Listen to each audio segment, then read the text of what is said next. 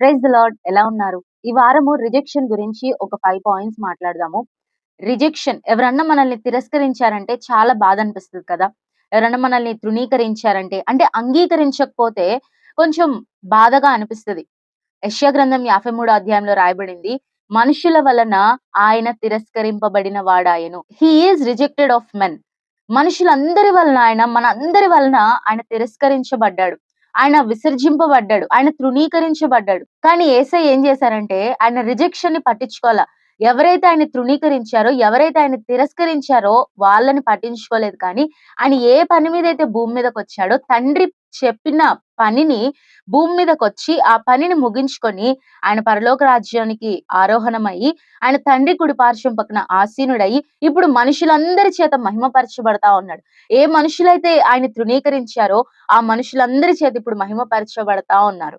మనం గూడా మన జీవితంలో ఎవరన్నా మనల్ని తిరస్కరిస్తే, ఎవరన్నా మనల్ని రిజెక్ట్ చేస్తే బాధనేది ఉంటది కానీ, బాధపడాల్సిన అవసరం లేదు. ఎందుకంటే యేసయ్య కూడా మార్గం గుండా వెళ్లి, ఆయన మనకి ఎలాగా ప్రవర్తించాలో చెప్పారు కాబట్టి, మనము కూడా మనం ఎందుకు భూమి మీదకొచ్చాము? ఏ పని చేస్తున్నాము? దేవుని పని మనము జరిగించి, మనము కూడా ఆయన పనిలో ఉన్నప్పుడు మనుషులు మనల్ని ఒక రోజొస్తది.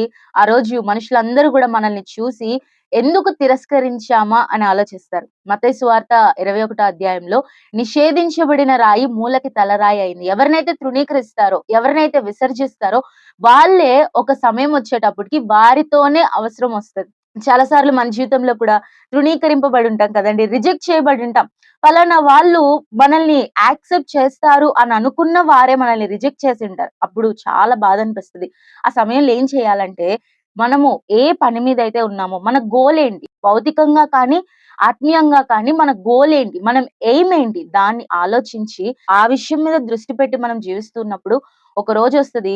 ఎవరైతే తృణీకరించారో వారే మనల్ని చూచి ఆశ్చర్యపోయే రోజొస్తది. కాబట్టి తిరస్కరించారని, విసర్జించారని, రిజెక్ట్ చేశారని బాధపడొద్దు. ప్రతీదీ కూడా ఆయన చూస్తున్నాడు. ఒక రోజు ఆయన నిన్ను హెచ్చించబోతున్నాడు. ఆయన రాకడ కొరకే సిద్ధపడదాం. Praise the lord.